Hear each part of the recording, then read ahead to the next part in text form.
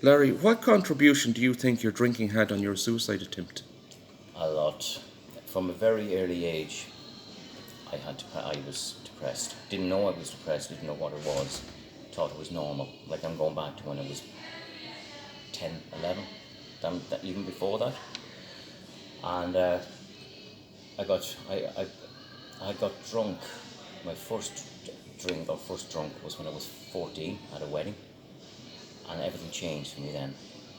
I, I felt normal, and it took away that horrible feeling, that anxiety, and I always felt I was never good enough. But when I was drinking, it gave me that bravado, gave me that sort of the power, and I'd done that for years and years and years. And my drinking just got really out of control. Like at the latter part, every weekend I was binging, and then by Wednesday I'd be feeling better. Thursday okay, and then I'd be back into it on a Friday.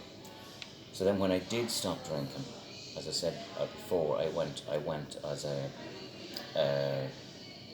dry drunk, because I didn't do anything about it. I thought when I gave up the drink that was the start, that'd be okay. But what happened was, all the feelings came back again that I was suppressing for all them years, and that was basically, it put me into another spiral.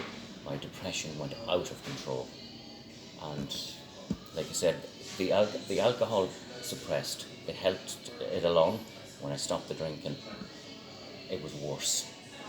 It was worse. So it would have had a significant On contribution Yes, on it was. Listen, it was the catalyst.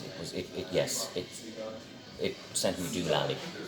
Doolally. Yeah. And where are you at it today with the 26 years off it. 26 years, Larry? 26 years. That's fantastic. I go to AA now. I try and get about 3 meetings a week. Don't always, but I know my triggers now, and I know when I'm starting to feel. It's called the stinking thinking. The head just goes a little bit spinning like a washing machine. Do you ever get a craving for a drink now, Larry?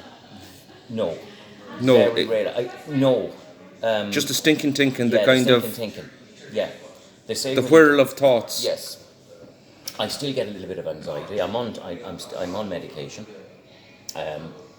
I had taken a drop of medication there last year, and when I was on holidays from work there about a month ago, I started feeling really dodgy. Wasn't feeling good at all, and I had to go back to the doctor.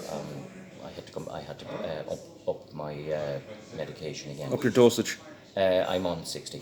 I was on 30, and I had to go back up to 60, and I'm feeling so much better with it. I just found that I was irritable, angry. Oh, it was horrible. I was back to where I was before. But in a roundabout way, Larry, you are the gatekeeper. You're so vigilant of your mind. Yes, I know. And it your now. thoughts. Yeah, And because I know what I'm dealing with. Because as I say, the head wants to kill you. it does, yeah. It wants to kill you the whole time. It's not two angels on your shoulder, or an angel and a devil. It's two devils. Yeah. And it just wants to kill you, because it'll tell you, oh, have a drink. Oh yeah, there was times back I would have, I'd love to, but have a drink, but that goes, because all I have to think is the hangovers, because I just couldn't handle the hangovers. It's horrible. When you get to a certain age, they're too much. I couldn't do it. I couldn't afford a drink now. Yeah. Couldn't afford it. And a lot of times the mind can be the biggest traitor of all. Yes. And with alcoholism being such a problem nationwide, Larry, what advice would you give to someone who felt their drinking was getting out of control? AA. It saved me. It got me back into a frame of mind. Saved your life, Larry? It saved my life. I can safely say that if I had gone to AA at the start, I wouldn't have had half the problems I had. But because I left it for 9 years as a white knuckler or a dry drunk, it fecked me over big time. Just seek help. Yet again, go to your doctor. Go to someone that you think, seek out other AA members or people who had problems with drink in the Or past. anyone, a doctor, nurse, Doctor, guard, and priest, yes, best yeah, friend, yes, the Samaritans online. yes, Please, anyone out there that is watching this video, we're just asking you, just please seek help. Be it mental, be it alcoholism, just please yeah, seek help. yeah, That is the totally agree. main message to get out of this. You It's know, we're all in this struggle together. Like, there's help out there, and that is it. You know what I mean? But if you, like you said, but you have to do it. Don't let yourself isolate, and don't let yourself get into a place of self pity. but what would we say, Larry, to those people who, no more than yourself, when you were in that darkened room with the curtains closed, how did you drag yourself out of bed? That might be of interest to people who are in bed now, actually, Yeah. and maybe an hour or two watching this.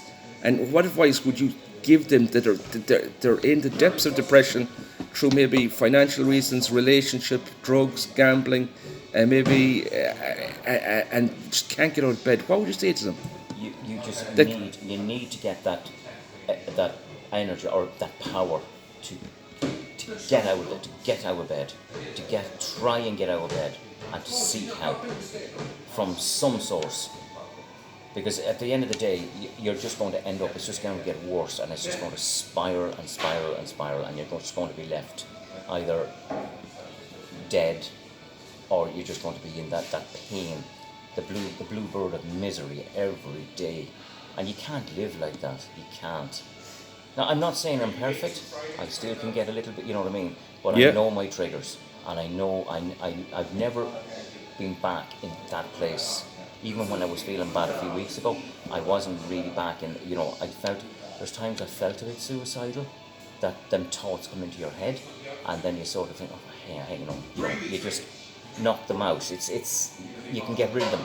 Knock them out of the ballpark. Yes. Just And- get them out, but it's not easy, but it can be done, and the help is there.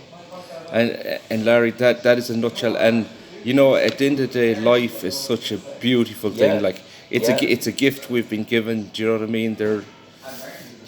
It can be hard sometimes, but Ah. hopefully now with these couple of videos that people will maybe learn one or two Yeah. things. That you are really the before and after. The one thing I've learned that at the time when I was really bad, I thought there was no one out there. I thought there was no help, but there was. But I didn't go to look for it, and I didn't know about it. But there's so much help out there. There's so much help. And Larry, on that note, I'm going to extend my hand in a shake hand and just thank you for your honesty. And with these videos, as I said, more than likely you will have saved someone's life. I hope and so. that is an I hope absolutely fantastic thing. You know, it's not all about the money, it's not all about the glory, No, it's not all got about the nothing to do with it. You can't take it with you. it's not about the notoriety. It's just about getting a simple message out there for people to stay in the land of the living. As a friend of mine once said, a Scottish guy, suicide is a waste of good ideas. Yeah, it is. Do you know what I mean? Yeah. And Larry, God bless your journey going Thank forward. you. Thank you.